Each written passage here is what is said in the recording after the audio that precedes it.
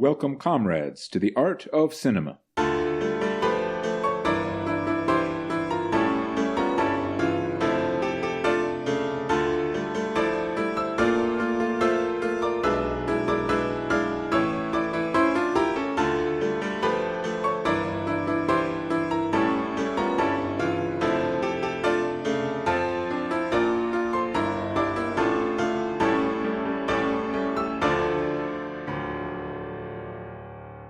This is a mandatory re-education session of the People's Republic of F. Let us hasten final victory through a revolutionary ideological offensive. We're monitoring your viewing, and we know if you're not watching. I am Colonel T, Minister of Propaganda, and with me, as always, is our glorious leader, General Secretary F, the eternal leader of our revolution, the mastermind of the revolution. Thank you, Colonel. Given that I am the great atrocitarianist of our era, the primary task of our party's politico-ideological program is at all times to exalt my teaching, that the citizens of the PRF may wield it like unto a sword. Never must the people fail to implement their glorious leader's philosophy as the guiding principle that determines every facet of their lives and every aspect of their revolutionary toil. Yes, sir. At gunpoint shall we ensure that they implement your masterful design. Today's film is called Rounders. A rounder is a poker player who makes a living hustling the game. At the start of Rounders, Matt Damon arrives at an underground gambling den in New York City owned by John Malkovich.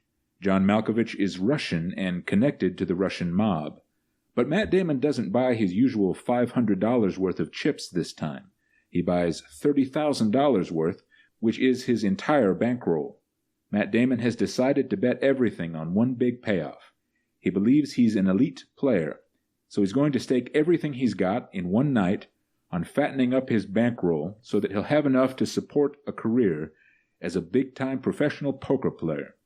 Before he sits down to start playing, John Turturro sees what he's about to do and tries to talk him out of it. But Matt Damon's mind is made up. By the end of the night, he's got a good hand that he thinks John Malkovich can't beat. But John Malkovich has the better hand, so he cleans Matt Damon out. Matt Damon took his shot and missed. He's broke. Why is Matt Damon so interested in gambling? It's because as a capitalist, Matt Damon is an ideological zealot. This zealotry prevents Matt Damon from understanding that capitalism as a politico-ideological system has become obsolete. So Matt Damon's capitalist doctrine is like a drowning man as he sinks beneath the waves. It's like the sun setting over the western horizon.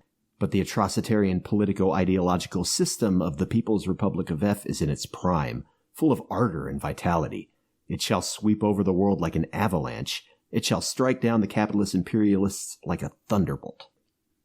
Next, it's 9 months later, and we learn that Matt Damon, besides being a poker player, is also a law student. Since he got cleaned out by John Malkovich, he's had to take an overnight job as a delivery driver in addition to going to law school. I'll tell you why Matt Damon takes so many roles playing someone from the working class, pretending he's a proletariat. It's because Matt Damon is in fact one of the bourgeois rich, exploiting the working class through his position of privilege and power in the entertainment industry. Matt Damon seizes the means of film production, living off the sweat of the key grips, the casters, and the janitors who toil away for less than pennies in Matt Damon's sweatshops of cinematic mass production. Matt Damon oils the gears of the capitalist machine with the blood of the workers, all while portraying the proletariat in his films because he wants to believe that when the People's Republic of F conquers the United States and emancipates its workers, he will stand among the liberated. But deep down, Matt Damon knows the truth. Matt Damon lives with his girlfriend, Gretchen Mol, who is also a law student. Since he lost his bankroll taking his shot against John Malkovich, Matt Damon has promised Gretchen Mol that he'll never gamble again. So Gretchen Mol's job in the movie is to be furious with Matt Damon because he's a poker player. Now that he's lost all his money in the big game against John Malkovich, she holds that over his head. She can remind him of it whenever he's doing or thinking something she doesn't like. So Gretchen Mol in Rounders is like Anna Gunn in Breaking Bad. If they'd given Anna Gunn 1 or 2 scenes in which she was supportive of Walter White, 1 or 2 scenes early on that showed her love and concern for him, It would have been easier to relate to her character later on, after Walter White has been corrupted. I can understand why you'd say that, Colonel, if we're only thinking of relationships between the characters. But I expect that Gretchen Mol isn't disgusted by Matt Damon's gambling so much as she's disgusted with his capitalist imperialist ideology. Gretchen Mol intuitively understands that the atrocitarian revolution seeks to emancipate society's means of production. But Matt Damon opposes this liberation. So, of course, Gretchen Mol is frustrated with Matt Damon. And the transformation of individual ownership to the atrocitarian collective in agriculture, heavy industry, and commerce will liberate the very means of production that Matt Damon seeks to keep subjugated. But socio-political conditions are fast being established to free the workers from these very chains. It turns out that Matt Damon's old friend Ed Norton is getting out of prison, so Matt Damon drives out to the prison to pick him up. Ed Norton is also a poker player, but he's reckless and self-destructive. He's Matt Damon's foil in this movie. We might conclude that Matt Damon's philosophizing about the life of a poker player doesn't add up to a lot of sense, that it doesn't make much of a hero out of him, except that Rounders gives us Ed Norton to compare him to. Matt Damon looks like he's got things figured out next to Ed Norton. Ed Norton is broke, of course, having just been released from prison, so he asks Matt Damon to drive him to a poker game so he can win some easy money off the suckers he knows are playing there. In fact, Ed Norton wants Matt Damon to play with him at this game. When they were growing up, Ed Norton and Matt Damon had worked out a scheme for cheating other people at poker as a team. So Ed Norton wants Matt Damon to work this scam they've devised at the game he's taking him to. Matt Damon keeps telling Ed Norton that he's done with gambling, that he's living clean now. But after he drops Ed Norton off and he's driving back home thinking it over, Matt Damon can't resist. So he turns back around and goes back to work his scam with Ed Norton on some wealthy fraternity brothers at the card game. There is no addiction so malignant as the addiction of a capitalist to his money. At first, Matt Damon thinks it's harmless fun. As a capitalist, he thinks he can quit anytime he wants. But soon Matt Damon starts to need money. Hooked on the sweet sauce that is capitalism, money becomes all Matt Damon can think about. Matt Damon's nights are consumed by sweaty fever dreams of cash, of stock market investments, of compound interest rates. So of course Matt Damon can't resist the card game with Ed Norton. You see, the capitalist believes that social and economic good derive not from the generosity of the farmer, the factory worker, or the miner, but instead from their compulsion to further their own self-interest. So as a capitalist, Matt Damon addresses himself not to the benevolence of others, but rather to their self-love. That's why Matt Damon doesn't think of the common good like we do in the PRF. Matt Damon thinks only of each individual's pursuit of their own advantages. Sir, why don't the capitalists understand the absurdity of their economic theory? Is it because they're not intelligent enough to grasp the principles of our atrocitarian utopia? I think that's the question that's on everyone's mind. They're not unintelligent so much as they are corrupt, Colonel. The capitalists are also ignorant. They don't know about science. They don't know about evolutionary politics. You see, in our evolutionary past, the primitive humans were capitalists. A capitalist is like a Neanderthal or an Australopithecus, in other words. I see. But then random genetic mutations allowed some of these primitive people to evolve and become atrocitarians. It's an example of speciation.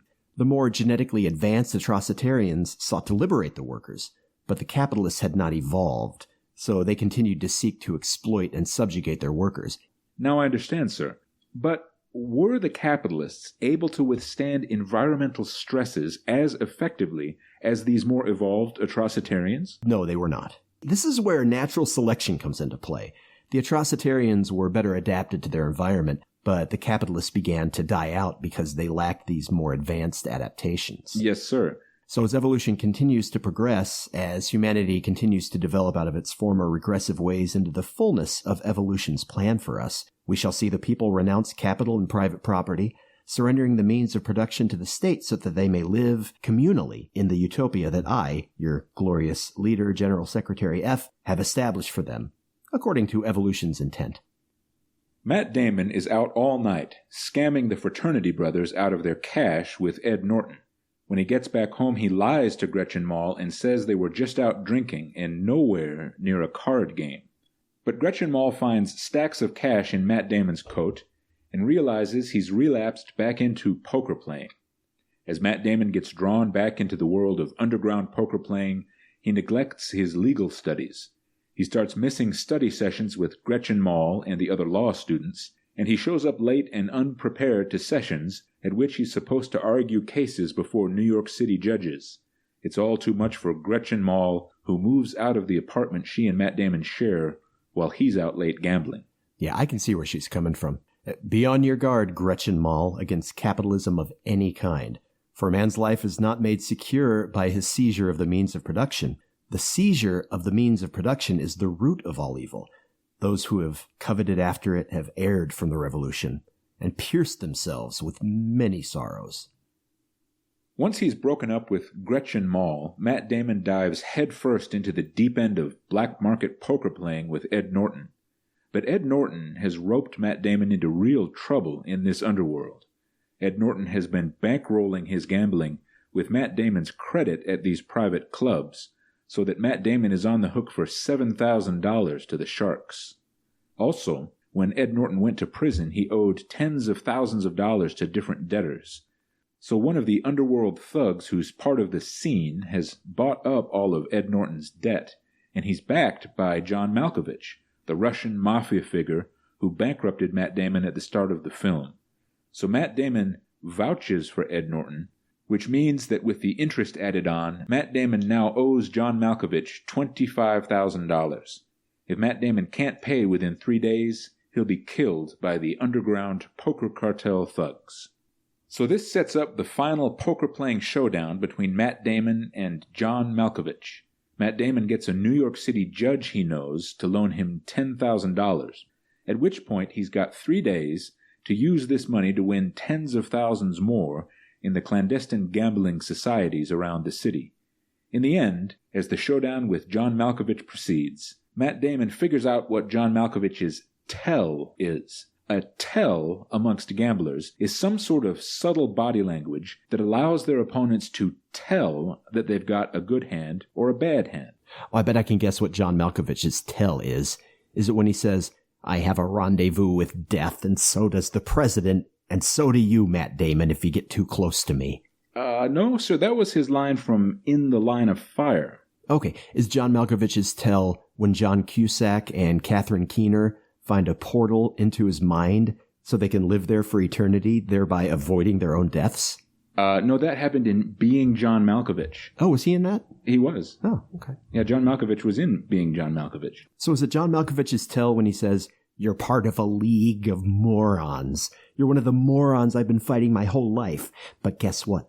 Today, I win"? No, sir, that was his tell in Burn Without Reading. In Rounders, John Malkovich's tell is that he picks up an Oreo cookie, holds it up to his ear, and listens to the sound as he twists it to break it in half before he eats it. So Matt Damon wins big at the showdown with John Malkovich, and after he's paid off the $25,000 Ed Norton owes and the $10,000 Martin Landau lent him, he's got $30,000 left to his name. So Matt Damon is back where he started as far as his gambling bankroll is concerned. So this movie fails to punish the corrupt capitalist imperialist character in Matt Damon. This is unacceptable. By contrast, the PRF filmmakers understand that movies, like all atrocitarian art, must inspire revolutionary consciousness among the people. PRF filmmakers are aware that if their movies fail to inspire such revolutionary consciousness, there will be a knock on their housing project door late at night, and they will be banished to the People's Democratic Arctic labor camps for compulsory re-education. In Rounders, Matt Damon is still basically Will Hunting, his character from Good Will Hunting. He overcomes his demons and in the end manages to self-actualize. He stops trying to live up to society's expectations and understands that he has to live his life on his own terms. You see, here again, Matt Damon has drawn the wrong conclusions. It's true, he should stop trying to live up to the capitalist imperialist expectations that he's been taught to aspire to as an American. Indeed. But if he'd really been enlightened in Rounders, Matt Damon would have realized that he must seek not his own self-fulfillment, which is the height of fraudulency, but instead the true fulfillment that can only be found through sacrificing oneself to the atrocitarian revolution championed by the People's Republic of F. We mentioned that a New York City judge, played by Martin Landau, loans Matt Damon the $10,000 he needs to get out of the jam he ends up in at the end of Rounders. This character in the film is a strange one. Matt Damon impresses Martin Landau early on in Rounders when Matt Damon happens to walk in on a friendly poker club in which Martin Landau and other New York City judges play each other for fun over whiskey and cigars. Matt Damon is able to read the hands of all the judges at the table in an instant by immediately recognizing their tells. He counsels Martin Landau to play the hand he's got, allowing Martin Landau to beat the other judges. Matt Damon's poker skills amaze these poker-playing judges, and Martin Landau begins to respect Matt Damon. He takes a fatherly interest in Matt Damon, and as he sees, later in the film, that Matt Damon isn't cut out to be a lawyer, he tells Matt Damon his own story of self-actualization as a young man. Martin Landau tells Matt Damon that he was raised by Jewish parents who wanted him to become a rabbi. Martin Landau was the star student in his yeshiva class as a boy, but he realized that his calling in life was in the law, because for all his mastery of the Talmud, he couldn't find God in it. Martin Landau can see that Matt Damon isn't cut out to be a lawyer, just as he wasn't cut out to be a rabbi. So Martin Landau counsels Matt Damon to give up the law, just as he gave up being a Jewish clergyman, in order to pursue his true calling in life as a poker player. But this strains credulity, sir. It makes you wonder what other careers Martin Landau counseled young men to pursue because he saw it was their true passion. Would a wise, fatherly old judge really counsel a young man to go play poker for a living, no matter how good he is at it? No, I don't expect that he would. If Martin Landau is really the wise old sage that Rounders portrays him to be, he would in reality counsel Matt Damon, as he would any young man, to join the People's Liberation Army to bolster the hedge around about our glorious fatherland. The victory of the revolution is inevitable, but it is not achieved without difficulties and hardships. If we do not hasten to the struggle of bolstering our capacity for self-development while insisting upon the end of American sanctions, our enemy's reactionary offensive will only grow fiercer to check our advance. The more we bolster our own strength and create valuable wealth on the strength of self-reliance and self-sufficiency, the deeper our enemies will be driven into agony, and the earlier the day of the victory of atrocitarianism will come. Let us break through, head on, all obstacles to our advance. This has been The Art of Cinema with our glorious leader, General Secretary F. Let us maintain vigilance against the ever-looming threat of an American invasion. You are required to report any non-participation or dissent amongst your comrades. Don't forget to tune in to The Art of Cinema again next time for further discussion of films from the 1990s in your next mandatory re-education session.